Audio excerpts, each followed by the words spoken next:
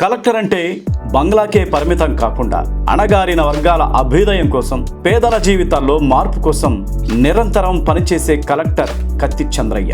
శిఖరాలను అధిరోహించడం గొప్పతనం కాదని, అందుకు కారణమైన పునాదులను పటిష్టపరచాలని తన జీవన యానంలో నిరూపించిన ఉదాత్త సంస్కరణశీలి ఆయన. ప్రకాశం, గుంటూరు జిల్లాల్లో నిరుపేదలకు, దళితులకు, గిరిజనులకు విస్తృతంగా వేల ఎకరాలు భూమిని పంపిణీ చేశారు. లక్షలాది జనాభాలో కొత్త వెలుగులు నింపారు. అందుకే ఆయన పట్టాల కలెక్టర్గా పేరుగాంచారు. పేద ప్రజలు ప్రేమతో ఇచ్చిన అరుదైన ఈ బిరుదు ప్రతిష్టాత్మక పురస్కారాల కంటే ఎంతో విలువైనది. ప్రజాసేవా నిబద్ధులుగా, ప్రభుత్వ ఉన్నతాధికారులుగా తమ కార్యాచరణను ఎలా మలుచుకోవాలో ఆయన ఆచరించి చూపారు. కత్తి చంద్రయ్య ప్రకాశం జిల్లా నాగులుపులపాడు మండలం పోతవరం గ్రామంలో ఒక సాధారణ కుటుంబంలో 1924 జూలై 6న రాగమ్మ, పేరయ్య దంపతులకు జన్మించారు. విరామం లేని ఆయన ప్రయాణాన్ని 1995 మే 19న హైదరాబాద్ బంజారా హిల్స్లోని ఆయన స్వగృహంలో ముగించారు. ఆయన ప్రకాశం జిల్లా కలెక్టర్గా చేసే రోజుల్లో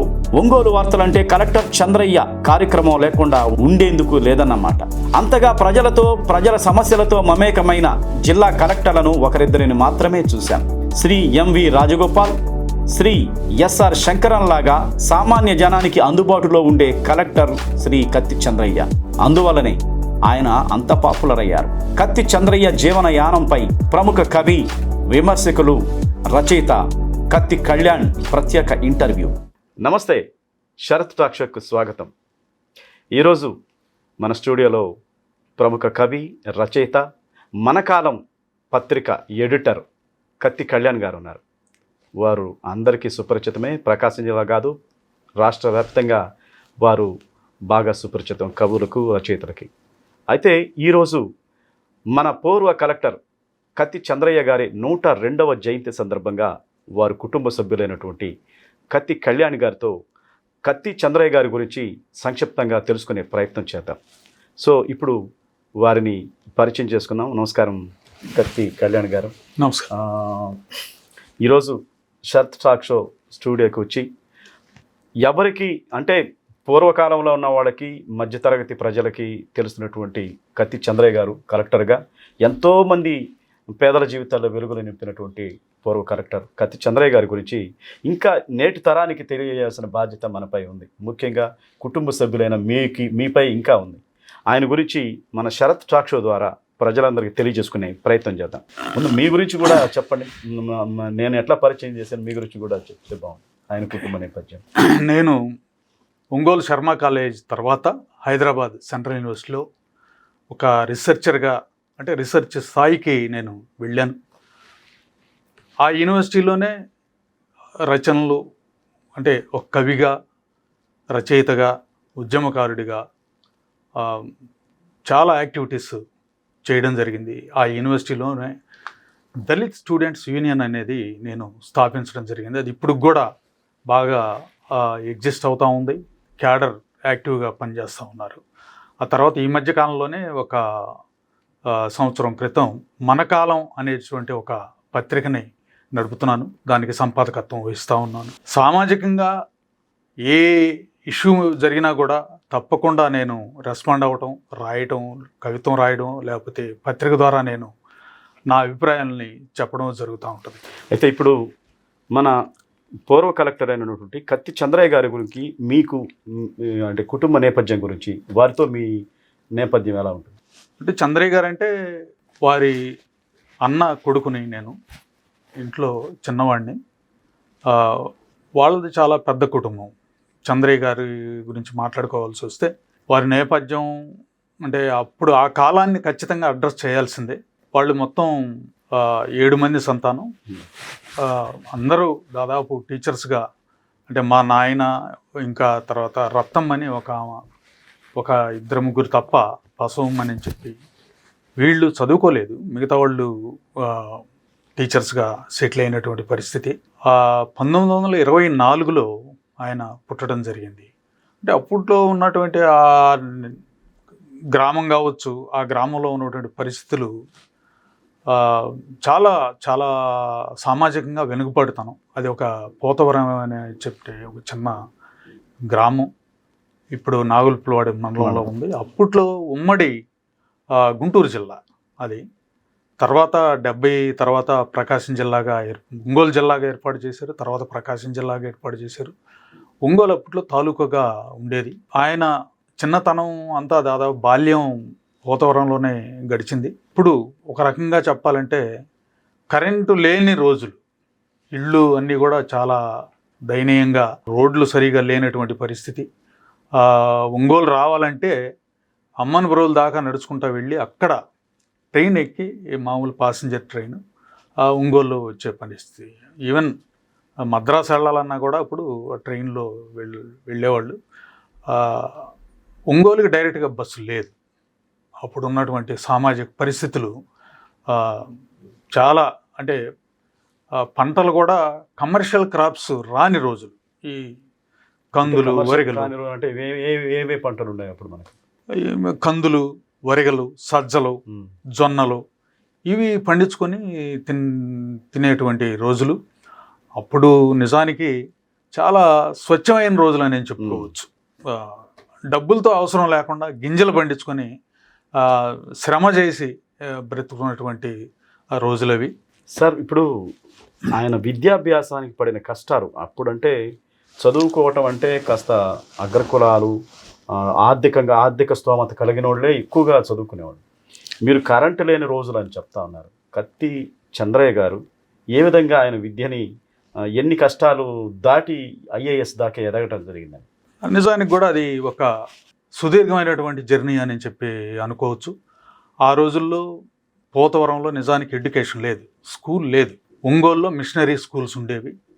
అక్కడికి వచ్చి చదువుకోవాలంటే ఖచ్చితంగా ఎవరో ఒకరు ఒక ఉత్తేజపరిచి తీసుకొచ్చి ఆ స్కూల్లో చేర్చాల్సిన అవసరం ఉంది. అంతకుముందే వాళ్ళ మేనత్త రాహేలం అనే ఒక ఆవిడ మిషనరీస్ పరిచయంతో వాళ్ళతో, మరి ఆమె పేరు కూడా నిజంగా రాహేలం కాదు, అంతకుముందు ఏదో పేరు ఉండొచ్చు, అది తర్వాత వీళ్ళు మిషనరీసే మార్చారు. ఆవిడ చదువుకొని కొంత ఒంగోలు HCM హై స్కూల్లో మ్యాట్రన్గా పనిచేస్తూ ఉంది.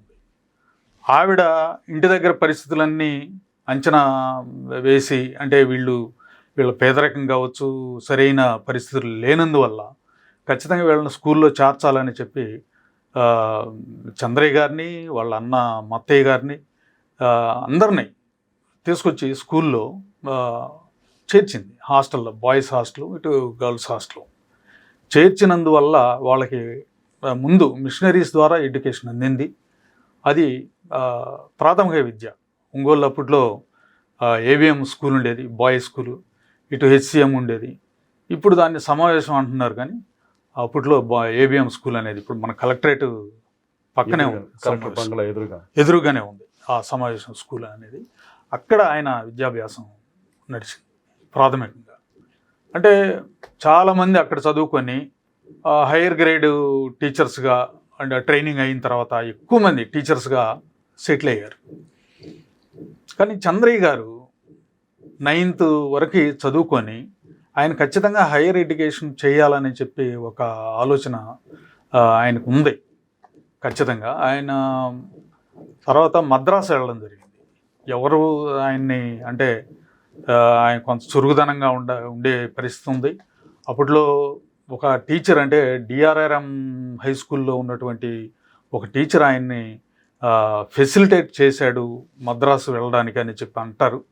అప్పటికే మద్రాసులో మా కుటుంబానికి సంబంధించిన ఇద్దరు, మరియమ్మ, సలవమ్మ అని చెప్పి వాళ్ళు చెన్నైలో సెటిల్ అయిపోయారు. బిన్నీ కంపెనీలో అక్కడ పనిచేస్తా అక్కడ సెటిల్ అయినటువంటి పరిస్థితి. ఒక చుట్టరికం, ఈ బంధువర్గం ఉంది. అది కూడా కారణం కావచ్చు. చంద్రయ్య గారు చెన్నై వెళ్ళిన తర్వాత ఈజీగా వాళ్ళ దగ్గరికి వెళ్ళడం ఖచ్చితంగా జరిగి ఉండాలి. ఆ తర్వాత కెల్లెట్ హై స్కూల్లో ఆయన జాయిన్ అవ్వడం, PUC వరకు అక్కడే చదవడం, ఆ తర్వాత ఆంధ్ర యూనివర్సిటీ వెళ్ళడం, ఇదంతా ఒక ప్రహసనం. ఆంధ్ర యూనివర్సిటీలో ఆయన BA ఆనర్స్ చదువుకున్నాడు. అది అయిపోయిన తర్వాత మళ్ళీ చెన్నై వచ్చి అక్కడ ప్రెసిడెన్సీ కాలేజీలో లా చదవడం జరిగింది. అంటే ఈ ఎడ్యుకేషన్ సిస్టమ్ మొత్తం ఆయన ప్రభుత్వ స్కాలర్షిప్స్ మీదే అది జరగటం జరిగిందా, లేకపోతే ఇంకెవరన్నా ఇప్పుడు అంబేద్కర్ గారికి బరోడా మహారాజు గారు సహాయం చేసినట్టుగా ఈయన ఎడ్యుకేషన్కి ఇంకా బ్యాక్ బోన్ ఎవరైనా ఉన్నారా? అంటే కుటుంబ నేపథ్యం పేదరికము ఎలా అంత స్థాయికి వెళ్ళడం జరిగింది? కరెక్ట్, చాలా అంటే అవసరమైన ప్రశ్న అడిగారు మీరు శరత్ గారు. నిజానికి ఆయన మిషన్ స్కూల్లో స్కాలర్షిప్స్ లేవు, వాళ్ళే టేకప్ చేసేవాళ్ళు. ఆ తర్వాత హైయర్ ఎడ్యుకేషన్కి వెళ్ళాలంటే నిజంగా ఆ కుటుంబంలో ఉన్నటువంటి పరిస్థితుల వల్ల అయ్యే పని కాదు. నిజానికి ఆయనకప్పుడు కొంతమంది స్నేహితులు ఉండేవాళ్ళు. పోతవరంలోనే కొంతమంది చిన్నప్పుడు రావిపాటి వారి కుటుంబం నుంచి, తర్వాత చెరుకూరి వారి కుటుంబం నుంచి అట్లా ఉండేవాళ్ళు. అప్పుడు వాళ్ళు మంచి కమ్యూనిస్టు నేపథ్యం ఉన్నవాళ్ళు. అప్పట్లోనే మా ఊర్లో కొంతమంది ఫ్రెండ్స్ ఆయనకి కమ్యూనిస్టు నేపథ్యంలో ఉన్నందువల్ల ఈయనకు కూడా ఆ భావజాలం అలవాటైంది. ఆయన విద్యార్థిగా ఉన్నప్పుడు మంచి కమ్యూనిస్టు. అంటే ఈ ఆర్థిక అంశం వచ్చేసరికి ఆయన అంటే ఇంట్లో కూడా చెప్పేవాడు కాదు, మిత్రుల ద్వారా బహుశా కొంతమంది అంటే చిన్నప్పుడు మా అమ్మ చెప్తా ఉండేది అప్పుడప్పుడు.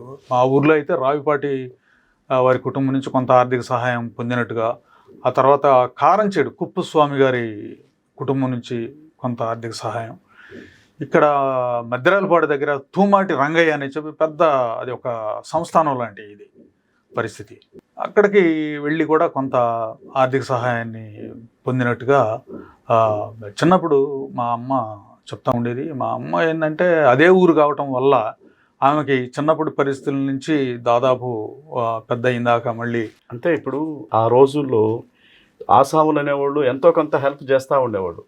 అంటే ఈ కమతం చేసేటప్పుడు వీళ్ళతో ఆ సంబంధాలు ఉండేవి అప్పుడు.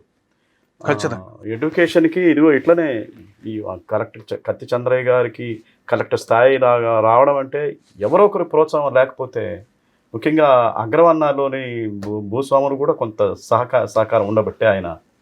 ఖచ్చితంగా ఆయన అంటే ఆ ఉద్యోగం వచ్చి కొంత సెటిల్ అయిన తర్వాత, మ్యారేజ్ చేసుకొని సెటిల్ అయిన తర్వాత వీళ్ళకి మళ్ళీ వాళ్ళ దగ్గర తీసుకున్నటువంటి గతంలో తీసుకున్న సహాయాన్ని, ఆర్థిక సహాయం ఏదైతే ఉందో అది ఇవ్వడం, కొంతమందికి అంటే బట్టలు పెట్టి అప్పట్లో అంటే పంచలు ఇలాంటివి అంటారు, వాళ్ళని చాలా గౌరవించి రుణాన్ని తిరిగి తీర్చుకున్నటువంటి పరిస్థితి ఉంది.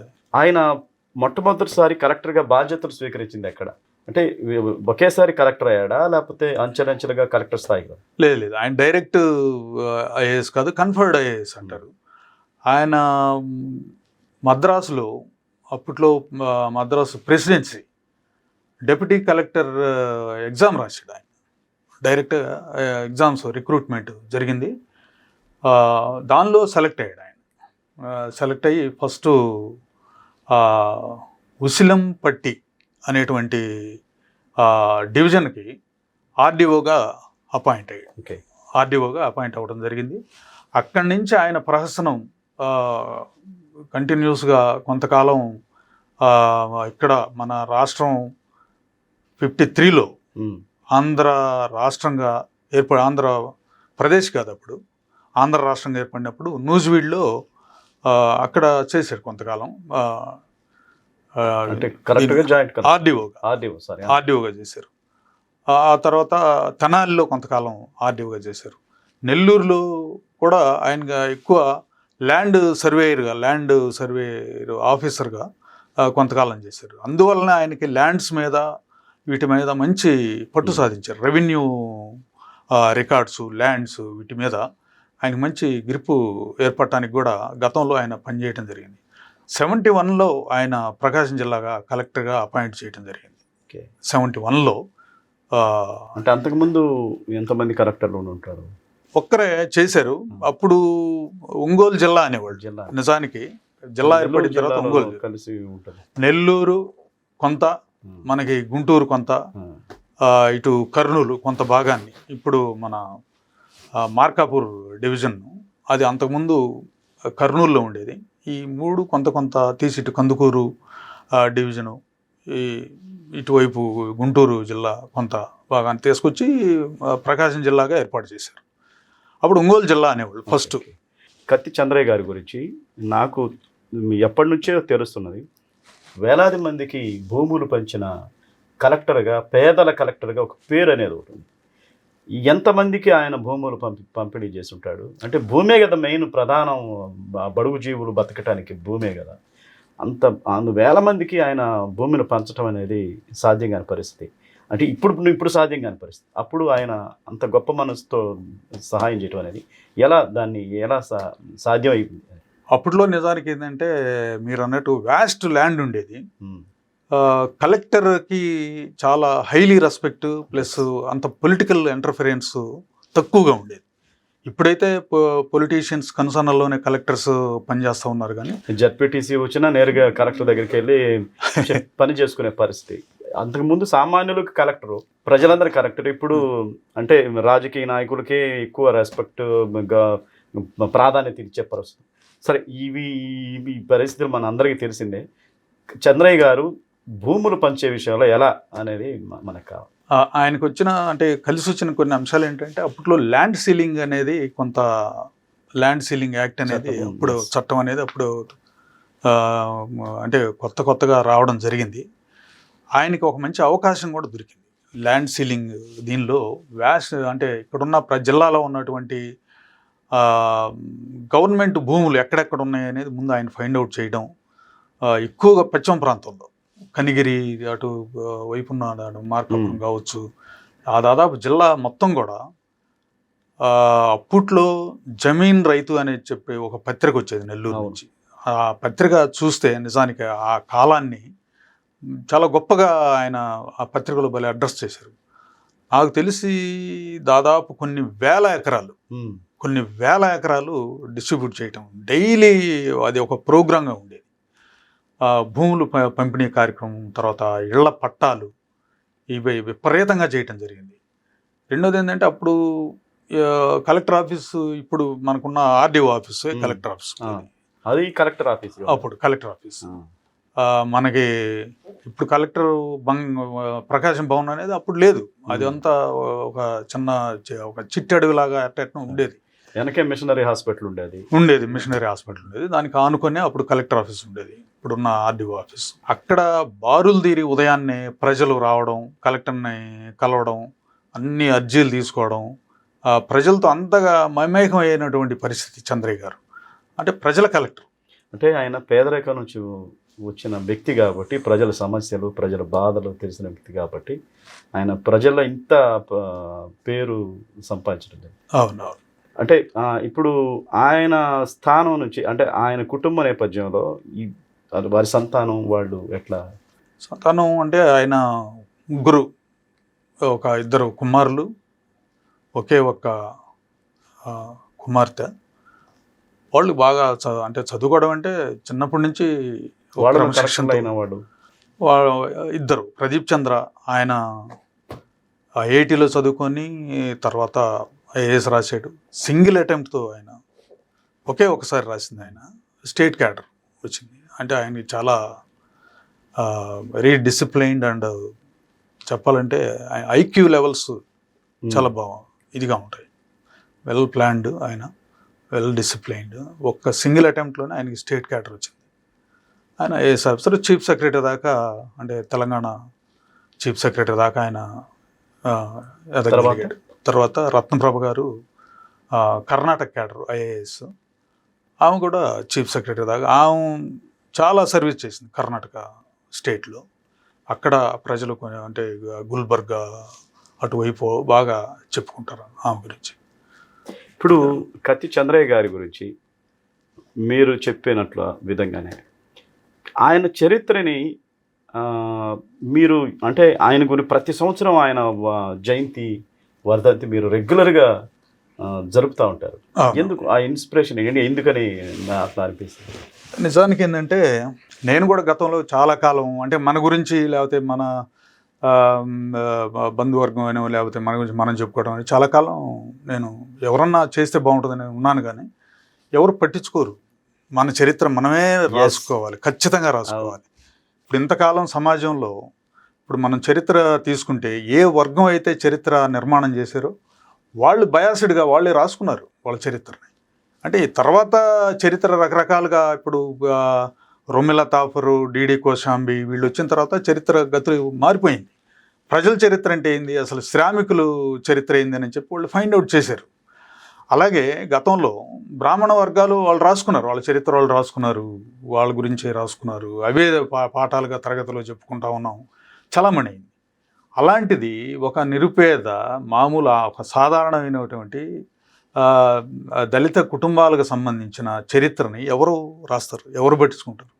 మనమే పట్టించుకోవాలి ఖచ్చితంగా. నేను ఒక రీసెర్చర్గా, నేను సెంట్రల్ యూనివర్సిటీలో చదివి ఒక రీసెర్చర్గా ఈ పని ఖచ్చితంగా నేను చేయాల్సిందే అని చెప్పి నేను పూనుకోవడం జరిగింది. మీకు మన ప్రకాశం జిల్లా నుంచి ఒక గుండవరపు సుబ్బారావు అని, ఆయన కాలేజీ కుర్రవాడ కులాసాగా తిరిగేటోడు, మీకు ఆ పాట గుర్తుండదు? అవునవునవును. రాబర్టు క్లేవ్ గారు రాసుకున్న సింటేని, ముంతాజు బేగాము ముక్కు పుట్టుక వింత ఏంటి, ఈ హిస్టరీ రాసినోడికి. అంటే ఈ సబ్జెక్టు ఎవరికి కావాలి? ఎవరికి కావాలి? మన ఎదుగుదలలో మన అట్టడుగు వర్గాల కోసం, అభ్యున్నతి కోసం పాటుపడిన వాళ్ళని మనం గుర్తు చేసుకోకపోతే ఇంకెవరు గుర్తు చేసుకోవాలి? సో ఆ కాన్సెప్ట్లో మీరు రావటం అనేది నిజంగా గర్వించదగ్గ విషయం. పైగా కత్తి చంద్రయ్య గారి కుటుంబ సభ్యుడిగా మీరు ఆయన ఇంకా ప్రజల్లో తీసుకెళ్తున్నారు. నేను చాలా నుంచి గమనిస్తూ ఉన్నాను కత్తి చంద్రయ్య గారి గురించి మీరు పడే తపన, మీరు చేస్తున్న కృషి నిజంగా అభినందనీయం. అయితే మొన్న 100 సంవత్సరాలు సంబంధించి ఒంగోలు చేసినట్టు దాని గురించి కొంచెం చెప్పారా? అది అంటే నిజానికి నేను హైదరాబాద్ నుంచి మళ్ళీ ఇక్కడికి ఒక ఉద్యోగరీత్యా రావడం 2004 నుంచి నేను కంటిన్యూస్గా చేస్తూనే ఉన్నాను. ఇది అంటే చంద్రయ్య గారి గురించి పబ్లిక్లోకి తీసుకెళ్లాల్సిన అవసరం ఎంత మేరకు ఉందనేది అప్పుడు మేము కొద్దిమంది మిత్రులు మీటింగ్ చేసుకుని ఖచ్చితంగా ఆయన చాలా గొప్ప పర్సనాలిటీ, ఆయన తీసుకెళ్ళాలి, ప్రజల్లోకి తీసుకెళ్ళాలి, ఆయన చరిత్ర నిర్మాణం చేయాలనేది ఒక తీర్మానం చేసుకుంటా వచ్చాను ఇన్ని సంవత్సరాలు. దానికి ఏంటంటే ఖచ్చితంగా సెంచనరీ సెలబ్రేషన్స్ చాలా గొప్పగా చెయ్యాలా, అది ఒంగోలులోనే చేయాలని చెప్పి రత్నప్రభ గారు దానికి అదే కరెక్ట్. ఎందుకంటే ఒంగోలులో కరెక్ట్గా చేశారు కాబట్టి ఆయనని స్మరించుకోవాల్సిన పరిస్థితి. రత్నప్రభ గారు దాన్ని గొప్పగా చేయాలి సెంచనరీ సెలబ్రేషన్స్ అని చెప్పి, అసలు యాక్చువల్గా ఈరం మొత్తం గుంటూరులో కావచ్చు, హైదరాబాద్లో కావచ్చు చేయాలనుకున్నారు, కానీ ప్రకాశం జిల్లాలో బాగా జరిగింది. అప్పుడు మొత్తం జిల్లా మొత్తం కూడా ఒక్కసారిగా మళ్ళీ ఆయన గురించి తెలుసుకోవడం జరిగింది. అదే క్రమంలో ఆ రోజే నేను దాదాపు అంతకు ముందే 1 సంవత్సరం పాటు నేను కృషి చేసి ఆయన నాకు తెలిసిన మేరకు ఆయన చరిత్రను కొంతవరకు ఫైండ్ అవుట్ చేసి నా అన్వేషణలో కత్తి చంద్రయ్య అని చెప్పి ఒక పుస్తకాన్ని కూడా తీసుకురావడం జరిగింది. అది ఆ సభలో ఆవిష్కరణ జరిగింది. అది నిజానికి ఏంటంటే కొంత ఏదో శకలాలుగా అట్లా ఉండింది. అయితే ఏంటంటే అందులో జమీన్ రైతు రాసినటువంటి ఆ రోజుల్లో రాసినటువంటి మొత్తం వ్యాసాలు అవన్నీ దానిలో ఇంక్లూడ్ చేయడం జరిగింది, ఆ పుస్తకంలో పొందుపరచడం జరిగింది. అది చాలా గొప్ప ప్రయత్నంగా అయితే నేను భావిస్తాను. కొన్ని నా వ్యాసాలు కావచ్చు, మిగతా అంటే అప్పట్లోనే కోయికోటేశ్వరరావు రాశాడు, కొంతమంది రాసిన వ్యాసాలు కూడా ఉన్నప్పటికీ కూడా అది జమీన్ రైతు అనే పత్రిక ఇచ్చినటువంటి కాంట్రిబ్యూషన్ చాలా గొప్పది.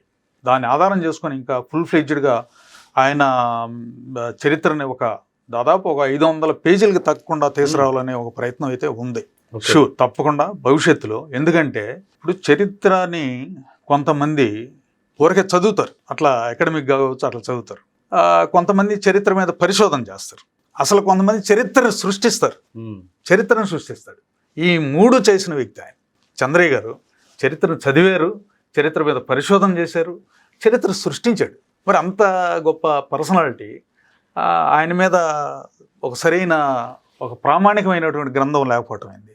చాలా చాలా రాశాడు ఆయన. అయితే కత్తి చంద్రయ్య గారి గురించి ఒక కుటుంబ సభ్యులుగా మీరు ఇంత తపన పడుతూ ఉన్నారు. ఆయన గురించి జిల్లా వ్యాప్తంగా మన ప్రకాశం జిల్లా పశ్చిమ ప్రాంతం కానీ ఒంగోలు పరిసర ప్రాంతాలుగా ఆయన గురించి చాలా గొప్పగా చెప్తారు ఇప్పటికీ.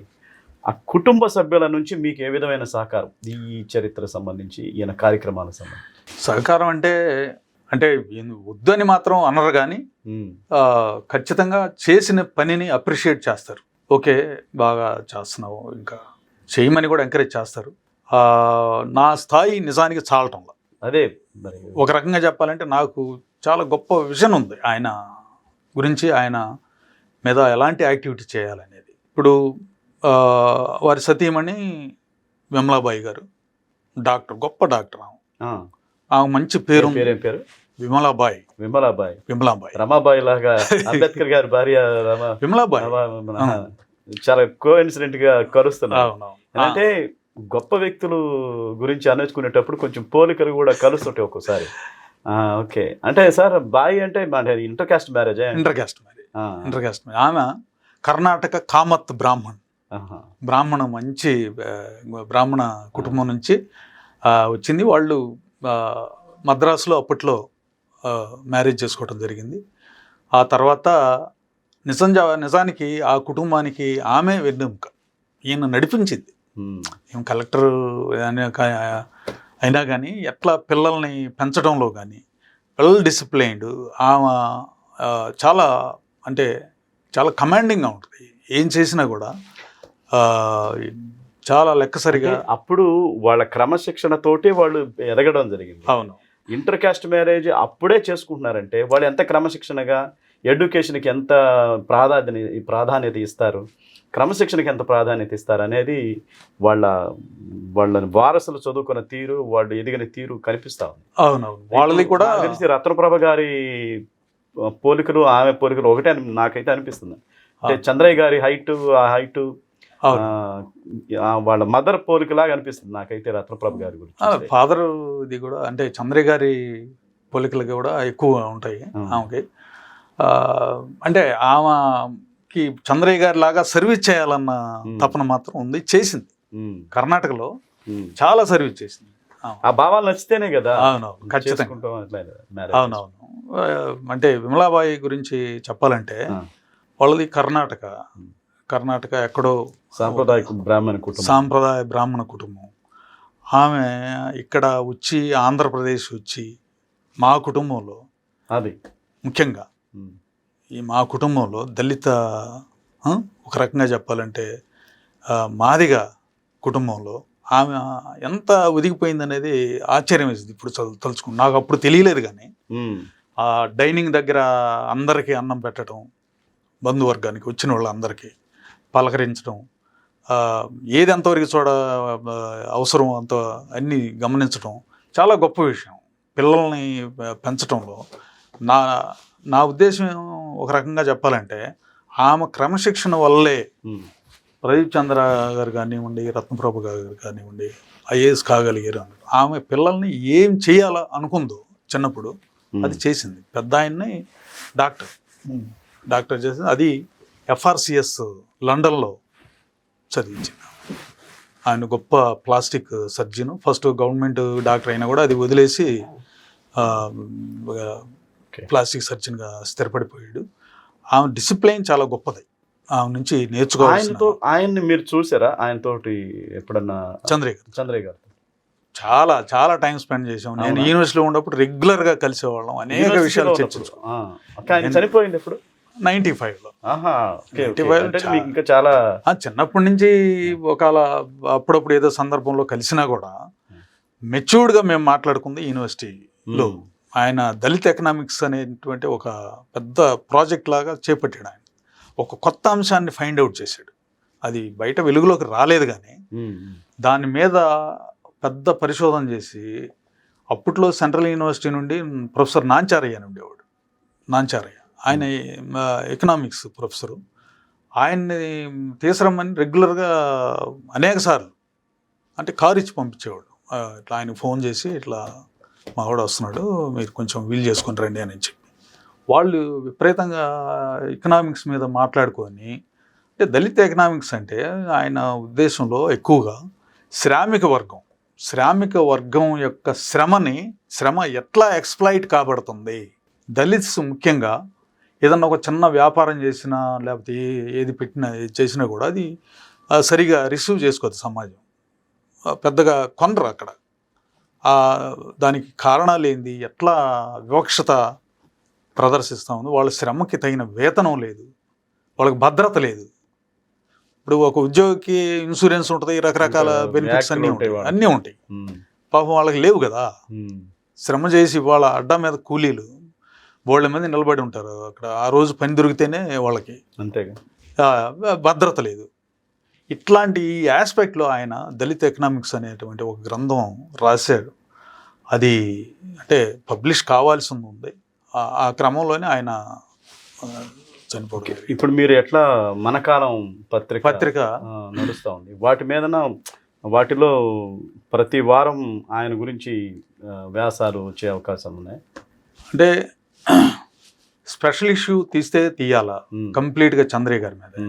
దానికి ఏంటంటే మిగతా వాళ్ళు కొంతమంది రాస్తే అది సాధ్యపడింది, లేదా అప్పుడప్పుడు ఆయన గురించి కొంత ఏదో ఒక ఐటమ్ భూముల పంపిణీ, లేకపోతే వెల్ఫేర్ స్కీమ్స్ ఎట్లా ఇది చేశారు, లేదా అట్లాంటి ఒక్కొక్క ఐటమ్ ఏదైనా కవర్ చేయడానికి అవకాశం ఉంటుంది. అది ఆ ప్రయత్నం ముందు చేద్దాం ఉంటుంది. ఎందుకంటే ఫస్ట్ చంద్రయ్య గారితో మీకు మర్చిపోలేని సంఘటన కానీ జ్ఞాపకం కానీ ఏదన్నా ఉందా?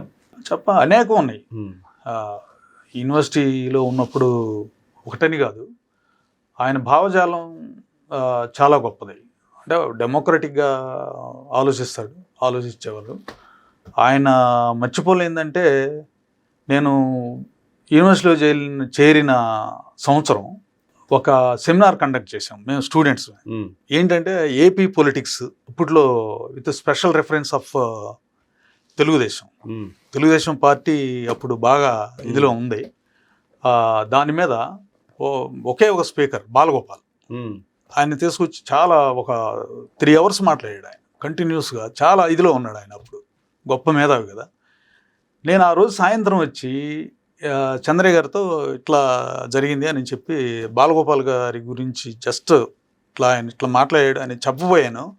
ఆయనే నాకు he's more intelligent in India, భారతదేశంలో చెప్పుకోదగ్గ ఒక 4-5 బాలగోపాల్ గారు, అసలు అలాంటి వ్యక్తి క్యాంపస్కి వచ్చి మాట్లాడడం చాలా గొప్ప విషయం. మంచి గొప్ప రైటింగ్స్ ఉన్నాయి ఆయన, చదువు అప్పుడప్పుడు అని. నేను తర్వాత ఈయనకి ఎట్లా బాలగోపాల్ గారి గురించి ఒక ఐఏఎస్ ఆఫీసర్కి చంద్రయ్య గారికి తెలియడం అంటే చాలా నేను థ్రిల్ ఫీల్ అయ్యాను. 4 గదుల్లో ఉన్న ప్రపంచాన్ని మొత్తం వాళ్ళు చూస్తూ ఉంటారు, ఎక్కడ ఏం జరుగుతుంది అనేది వాళ్ళందరూ ఖచ్చితంగా గమనిస్తూనే ఉంటారు. లేకపోతే కలెక్టర్లు ఎలా అవుతారు? ఏదేమైనా మన కత్తి చంద్రయ్య గారి గురించి, మన పూర్వ కలెక్టర్ కత్తి చంద్రయ్య గారి గురించి ప్రజలకి ఇంకా తెలియాల్సిన అవసరం ఉంది. ఎలక్ట్రానిక్ మీడియా ద్వారా, అలాగే ప్రింట్ మీడియా ద్వారా ఒక్కసారి అవకాశం ఉంటే చిన్న చిన్న వీడియోలు కూడా వాళ్ళ కుటుంబ సభ్యుల నుంచి కూడా విడుదల చేస్తే బాగుంటుంది. ఎందుకంటే మన చరిత్ర మనమే చెప్పుకోవాలి. సామెత ఉంది, బోయేవాడు చెప్పిందే సింహాలు తమ చరిత్ర చెప్పుకోకపోతే వేటగాడు చెప్పే పిట్ట కథలే చరిత్రగా చలామణి. అది అందుకని మరుగుడిని పరిపోయిన ఎందరో మహానుభావులు, కత్తి చంద్రయ్య గారు లాంటి వాళ్ళు ఎంతోమంది ఉన్నారు. వారి చరిత్రలు ఎవరు లిఖించటంలా. అదే మన గురించి మనం మన మహానుభావుల గురించి మనమే చెప్పుకోకపోతే ఖచ్చితంగా అది నిజంగా మనం తప్పు చేసిన వాళ్ళే అవుతాం. ఎందుకంటే వాళ్ళు సర్వీస్ అంత వేలాది మందికి భూములు పంచడం అంటే ఇప్పుడు ఒక 10 గజాలు ఇవ్వడం అంటే కలెక్టర్ వల్ల కూడా కాదు. ఇప్పుడు ఒక అరకరం పొలం పంచాలంటే ఎమ్మెల్యే, అక్కడ స్థానిక లీడరు, అటువంటిది వేలాది జీవితాలు. ఒక ఎకరం అంటే కుటుంబం ఎన్ని వేల కుటుంబాలు, లక్షల కుటుంబాలు అలాగైతే. ఇది అంటే ఒక రకంగా చెప్పాలంటే దొనకొండ ఏరియాలో నేను అంటే ఈ పేదరిక నిర్మూలన సంస్థలో పనిచేస్తా ఒక విజిట్కి వెళ్ళాను. అక్కడ ఈ కందులు కొనుగోలు సెంటర్ ఉంది. అక్కడ చేస్తా అంటే మొత్తం పూలప్ చేస్తూ ఉన్నారు. కొంతమంది రైతులు ఒక 4-5 పక్కకు పోయి మాట్లాడుకుంటూ ఉంటారు. ఆ రోజుల్లో చంద్రయ్య గారు ఇచ్చిన భూములయ్యా, పండించుకొని చేసుకొని తింటా ఉన్నాం, మహానుభావుడు. అప్పుడు మీకు ఎలా అనిపిస్తుంది?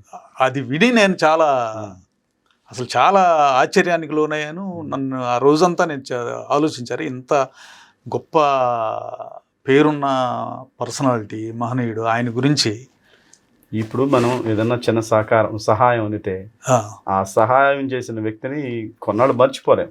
అది అటువంటిది వాళ్ళు తరతరాలు ఆ భూమి మీద బతుకుతున్నట్టు తరాలు ఎప్పటి నుంచి దాదాపు 100 సంవత్సరాలు ఆ లెక్క. అయితే మీరు 70 ఏంటి 71లో 71 అంటే ఇప్పుడు 60 సంవత్సరాలు దగ్గరగా 60 సంవత్సరాలలో ఎన్ని తరాలు ఆ భూమి మీద బతికి, బహుశా అప్పట్లో ఉన్న సెకండ్ జనరేషన్ కావచ్చు. సెకండ్ జనరేషన్ ఏమిటి అంటే ఒక సొంత జిల్లాకి, ప్రకాశం జిల్లా సొంత జిల్లాకి కలెక్టర్గా చేయటం అనేది దేశంలో ఎక్కడా లేదు అసలు. అది మామూలు విషయం నిజం.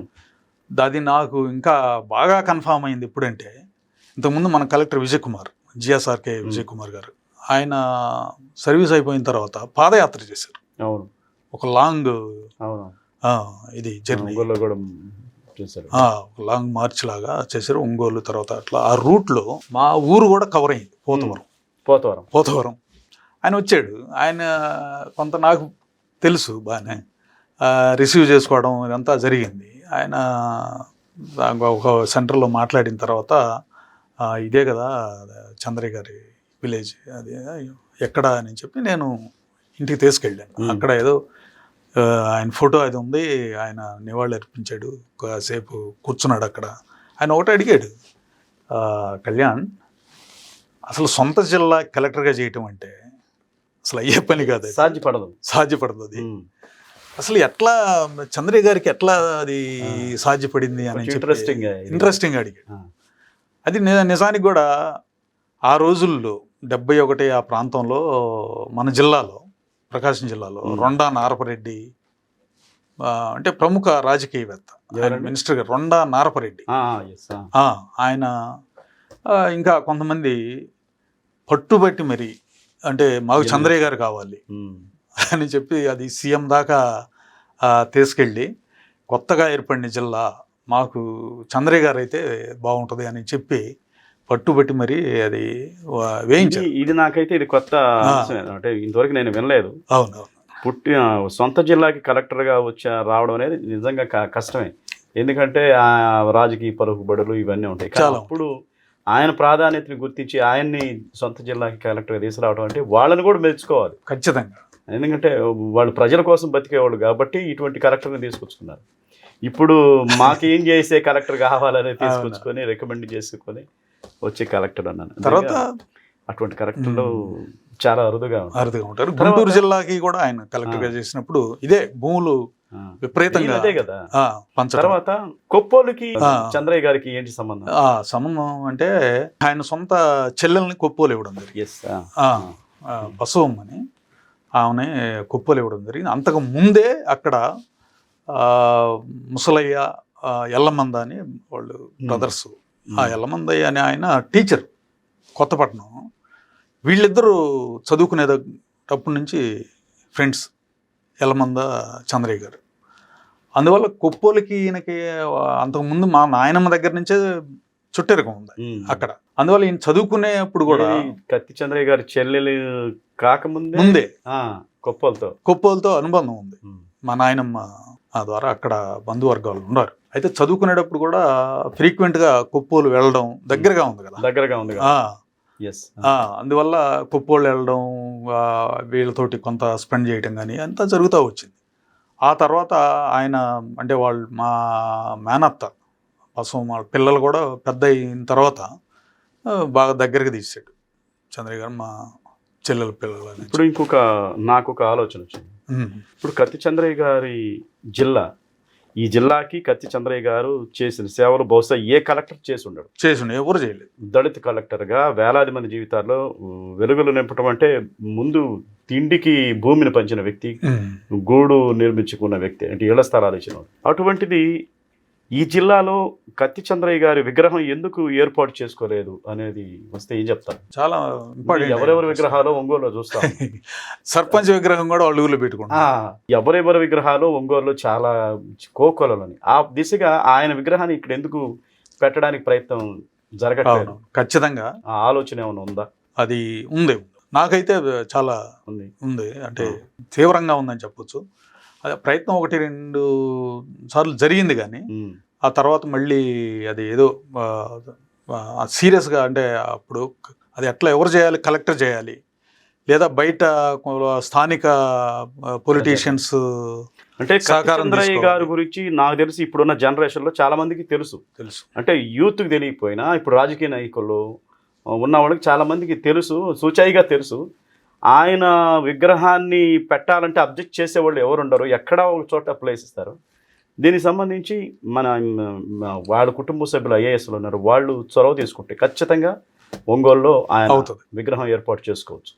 ఉంది. ఇందాక అదే మాట్లాడుకుంటూ డైవర్ట్ అయింది. అంటే ఆయన విగ్రహం మెయిన్గా కలెక్టరేట్ సరౌండింగ్లో పెట్టాలి ఆ ప్రెమిసెస్లో. ఎందుకనంటే ప్రకాశం భవన్ నిర్మాణం ఆయన ఆధ్వర్యంలో జరిగింది. దాని ప్లానింగ్ కానీ ఆ స్థలం ఎంపిక కానీ మొత్తం అప్పట్లో ఫౌండింగ్ స్టోన్ కూడా కౌండుబాయి దేశాయ్ అని చెప్పి గవర్నర్ ఆయన వచ్చి దాన్ని ఫౌండింగ్ స్టోన్ అప్పుడు చంద్రయ్య గారు కలెక్టర్ ఆయన ప్రిసైడ్ చేశాడు ఆ సభకి.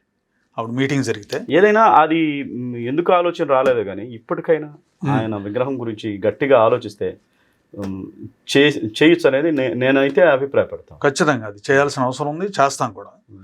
దానికి కుటుంబ సభ్యులు కూడా అంటే ఈ ఇంటర్వ్యూ ద్వారా ఆయన నేను నేరుగా మన వారి కుటుంబ సభ్యుల రత్నప్రభ గారు వాళ్ళ కుమారులు వాళ్ళకు కూడా విజ్ఞప్తి చేస్తున్నాను. కత్తి చంద్రయ్య గారు ఈ జిల్లాకి చేసిన సేవలు బహుశా ఏ కలెక్టర్ చేసి ఉండడండి.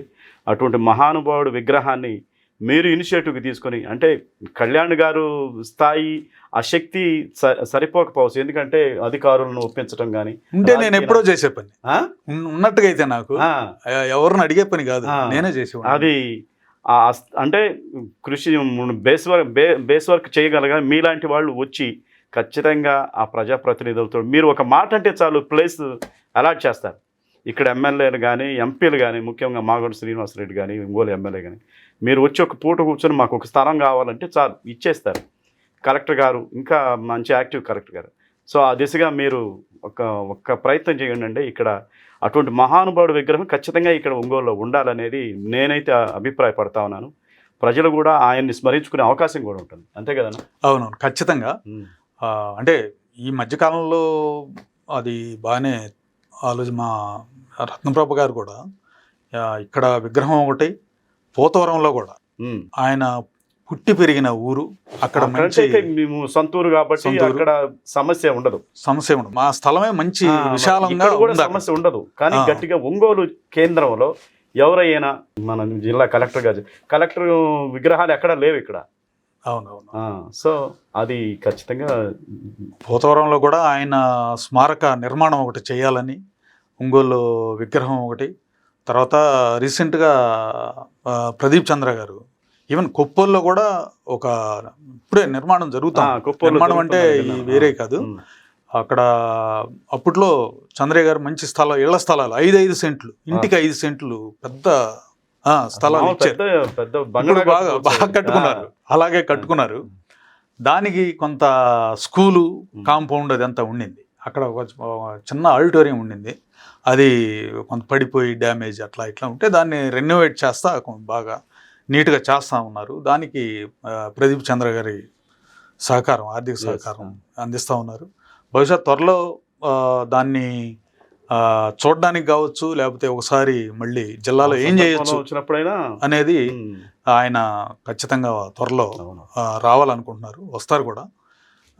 ఒంగోలు విగ్రహం కావచ్చు, తర్వాత పోతవరంలో ఒక స్మారక భవన్, అది ఏదైనా కావచ్చు, అది ఒక లైబ్రరీ కానీ లేకపోతే ప్రజల కోసం కళ్యాణ మండపం కానీ సైమల్టేనియస్గా దానికి అటాచ్డ్గా ఆయన విగ్రహం, ఆయన గ్రంథాలయం పెట్టుకునే అవకాశం మనం అడిగితే ఏదైనా దాన్ని కావచ్చు. అని చేయాల్సిన న్యాయంగా ఖచ్చితంగా ఉంది, న్యాయంగా ఆయన చరిత్రని నిలబెట్టాల్సిన అవసరం ఉంది.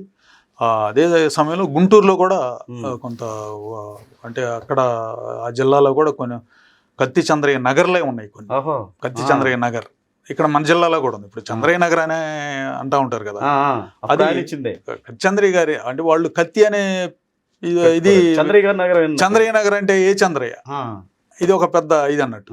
అదే కత్తి చంద్రయ్య నగర్ అంటే క్లియర్ అయిపోయింది. అరే కలెక్టర్ కత్తి చంద్రయ్య గారి నగర్, ఆయన ఇచ్చిన స్థలం, ఇది స్థలాల్లో ఆయన పేరు మీద పెట్టుకున్నారు. వీటిలో కూడా కొంత రాజకీయాలు ఉంటాయి. అవును, అట్టడుగు వర్గాల నుంచి వచ్చిన వ్యక్తి పేర్లు పెట్టడం ఏంటి అనేది కొంత, అది ఫస్టే పెట్టుంటారు నాకు తెలిసి, పెట్టారు. క్రమేణా చంద్రయ్య నగర్ అనేది ఫస్ట్ చాలా కాలం మిస్ అయింది. తర్వాత చంద్రయ్య నగర్ అన్నారు. ఇప్పుడు కలెక్టర్స్ చాలా మంది ఉన్న, కలెక్టర్ అనే దాన్ని ప్రజల కోసం పనిచేయాలి, ప్రజలతో కలిసి మమేకం కావాలి, వాళ్ళ సమస్యలను డీ చేయాలని ఎస్ఆర్ శంకరన్ పనిచేశాడు. ఆయనకు ఆ పేరు ఉండింది, ప్రజల కలెక్టర్. తర్వాత రాజగోపాల్ గారు అని ఉన్నారు, ఆయన కూడా ఆయనకు అబ్బన్న గారు కూడా, అబ్బన్న గారు మన జిల్లాలో అట్లా వచ్చింది. నేను ఎరుగుతున్నాను. తర్వాత ఇక్కడ ఎక్కువ మందికి ఎందుకు తెలియదో కానీ బిడి శర్మ అని చెప్పి గొప్ప ఐఏఎస్ ఆఫీసర్, అసలు వీళ్ళందరికంటే ముందు ఆయన మధ్యప్రదేశ్ ఇటు ఎక్కువ ఈ ఛత్తీస్గఢ్ ఏరియా ఇటు ట్రైబల్ ఏరియాలో ఆయన పనిచేశాడు.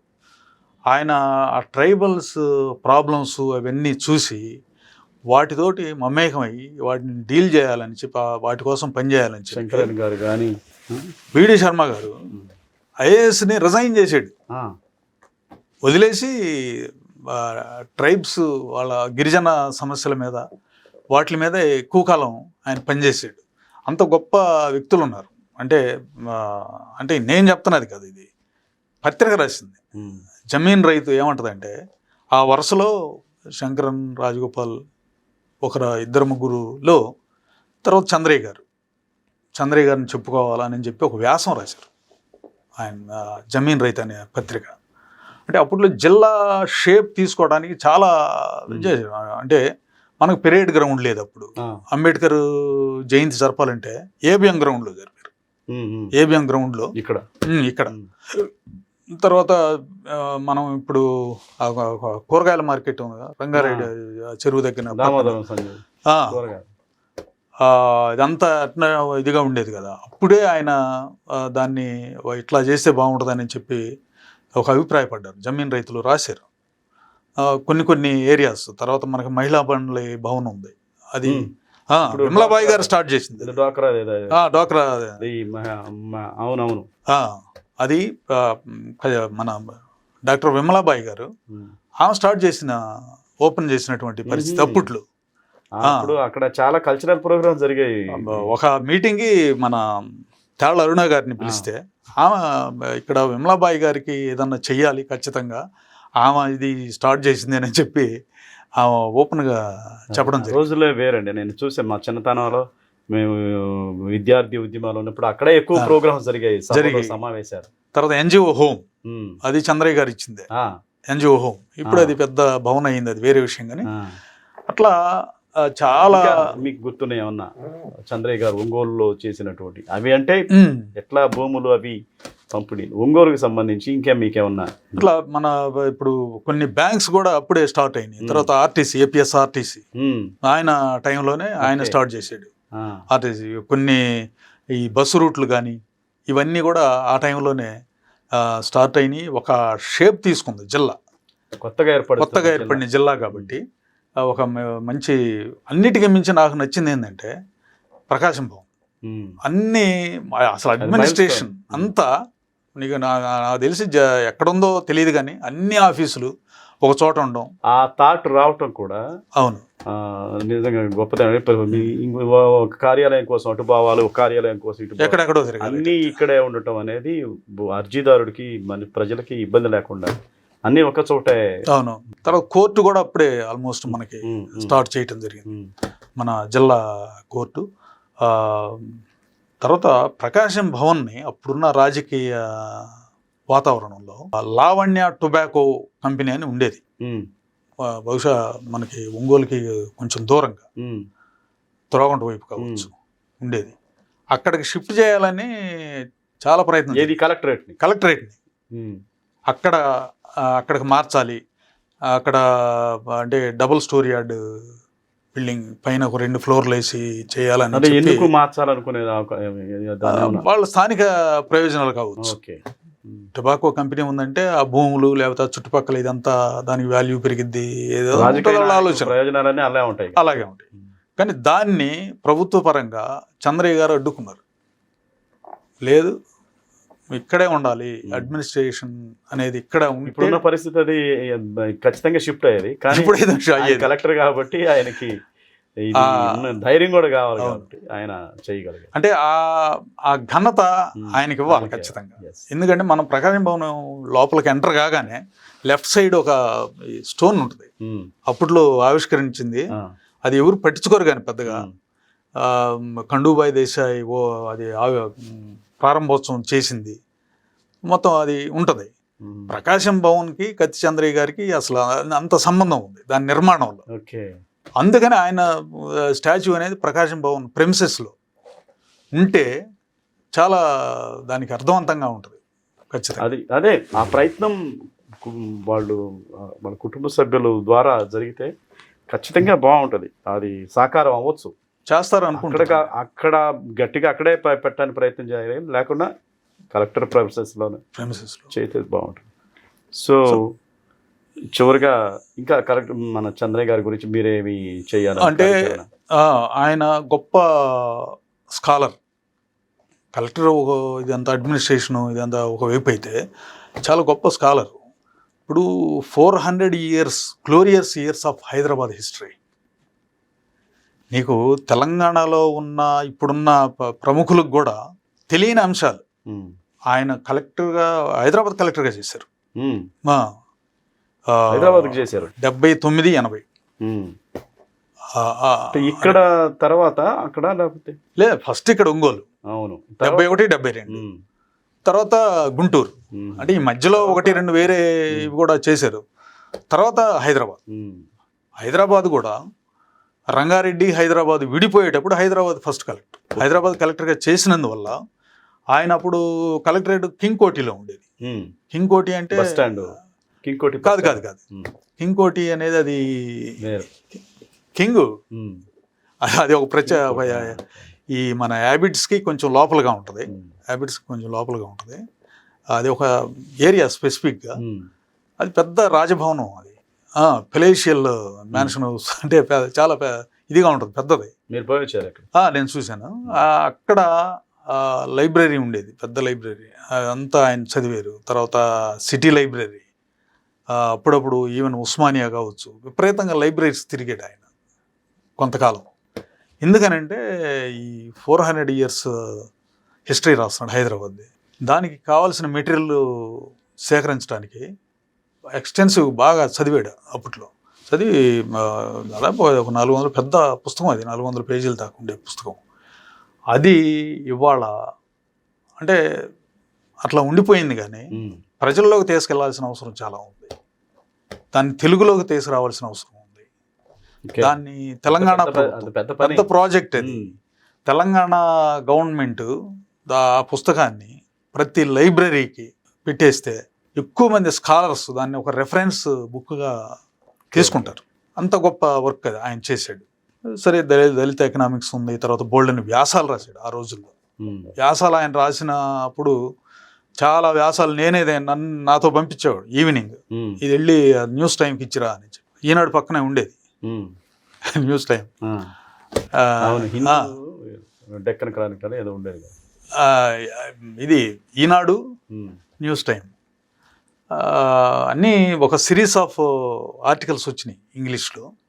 అంటే తర్వాత దాన్ని అంటే రత్నప్రభ గారు ఒక బుక్ తీసుకొచ్చారు, హిస్ థాట్స్ అని.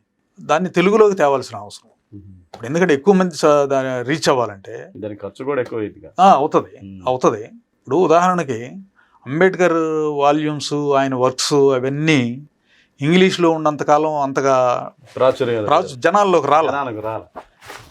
నీకు ఎప్పుడైతే తెలుగు యూనివర్సిటీ దాన్ని టేకప్ చేసి మొత్తం తెలుగులోకి వచ్చినాయో వెళ్ళిపోయినాయి మొత్తం. అదే సమాజంలో పోవాలంటే తెలుగు సమాజం కాబట్టి తెలుగులో కుల నిర్మూలన తెలుగులోకి వచ్చింది. ఆయన రాసిన బుద్ధ అండ్ హిస్ ధమ్మ తెలుగులోకి వచ్చింది. ఇవన్నీ చదివిన తర్వాత కదా అంబేద్కరిజం బాగా ఎలివేట్ అయింది. ఇవాళ ఇటు చూసిన అంబేద్కరిజం. అవును. అట్లా అంటే చంద్రయ్య గారు చేసిన వర్క్స్ చిన్న ఏం కాదు. అవి బాగా తెలుగులోకి వచ్చి దాన్ని కొంత ప్రాచుర్యంలోకి తీసుకొస్తే ఏం లేదు, అక్కడక్కడ చిన్నపాటి మీటింగ్స్, సెమినార్స్ అవి పెట్టి వాటి మీద మాట్లాడితే ఎలివేట్ అవుతుంది. అదే కత్తి చంద్రయ్య స్మారక సమితి అనే కమిటీ లాగా ఏర్పాటు చేసేసుకుంటే నెలలో ఒక కార్యక్రమం, ఆయన వర్ధంతప్పుడు జయంతప్పుడు కాకుండా నెలలో ఒక కార్యక్రమం చేయగలిగితే ఆయన్ని ఇంకా ప్రజల్లో తీసుకెళ్లే అవకాశం ఉండొచ్చు. అవును, ఖచ్చితంగా. అంటే నా వ్యక్తిగత అభిప్రాయం ఏంటంటే ఆయన ఫౌండేషన్ పెట్టాలి, కత్తి చంద్రయ్య ఫౌండేషన్. అంటే గొప్ప గొప్ప వ్యక్తులకు సంబంధించి ఏంటంటే ఫౌండేషన్ ఉంటే ఆ ఫౌండేషన్ పేరు మీద చాలా యాక్టివిటీస్ చేయొచ్చు. మెయిన్ హెల్త్ అండ్ ఎడ్యుకేషన్ మీద కాన్సన్ట్రేట్ చేసి. ఫౌండేషన్ అంటే ఇక చేయాల్సింది దానికి సంబంధించి అమౌంట్ వ్యవహారం చాలా ఉంటుంది కదా. ఖచ్చితంగా అది చేయాల్సిందే. అంటే అదే అంటే నేను అనుకోవడం అసాధ్యమైన పనులు అయితే కాదు. ఓకే. సాధ్యమయ్యే పని మార్గం ఉంటుంది. సాధ్యమయ్యే పనులే. ఇప్పుడు నా అంటే నా స్థాయిలో నేను ఏదో తపన పడతా, ఏదో మీరు అన్నట్టు చేస్తానే ఉన్నాను. ఒక పుస్తకం తేగలిగాను, ఆ జిల్లాలో బోళ్ళ మంది చదివారు, అందరు తెలుసుకున్నారు ఇంత చరిత్ర ఉందా అని చెప్పి అనుకున్నారు. చాలామంది ఇంటలెక్చువల్స్ చూశారు. అట్లాగే ఒక మంచి ప్రామాణికమైన ఒక గ్రంథం, లేకపోతే ఆయనకు సంబంధించిన కొన్ని సెమినార్స్ కావచ్చు, లేకపోతే ఏదైనా యాక్టివిటీ ఒకటి ఎడ్యుకేషన్కి సంబంధించి జిల్లాలో ఇప్పుడు గవర్నమెంట్ స్కూల్స్లో చదువుతున్న పిల్లలు ఉంటారు, ఏదైనా ఫస్ట్ సెకండ్ వచ్చినప్పుడు ఒక మంచి క్యాష్ ప్రైజ్ పెట్టి ఒక సందర్భంలో వాళ్ళకి ఇవ్వడం, ఇట్లా హెల్త్కి సంబంధించి చేస్తూ ఉంటే అది అట్లా ఏదేమైనా అటువంటి మహానుభావుడి గురించి ప్రజలకు తెలియజేయాల్సిన బాధ్యత మీ ఆ వారసత్వానికి సంబంధించి ఆ కుటుంబ సభ్యులుగా మీతో పాటు మిగతా సమాజం కూడా కృషి చేయాల్సిన అవసరం ఉంది. సో ఈరోజు మన స్టూడియోకి శరత్ టాక్ షోకి వచ్చి ఒక మహానుభావుడి గురించి, ఎందుకంటే పేదల కలెక్టర్ అని అందరికీ రాదు, ఆ బిరుదు ఎవరికి రాదు, పేదల కలెక్టర్కి అని, ప్రజా కలెక్టర్ అని. అటువంటి కలెక్టరు కత్తి చంద్రయ్య గారు, వారి గురించి మనకి తెలియని అంశాలని ఎన్నో మనతో పంచుకున్నందుకు మన ప్రముఖ కవి రచయిత కత్తి కళ్యాణ్ గారికి శరత్ టాక్ షో తరపున మరొకసారి ధన్యవాదాలు తెలియజేస్తూ, ఈ కార్యక్రమాన్ని వీక్షిస్తున్న మీ అందరికీ మరొకసారి ధన్యవాదాలు తెలియజేస్తూ థ్యాంక్ యూ సో మచ్. ఈ స్టూడియోకి వచ్చినందుకు కత్తి కళ్యాణ్ గారికి కూడా మరొకసారి ధన్యవాదాలు తెలియజేస్తాను.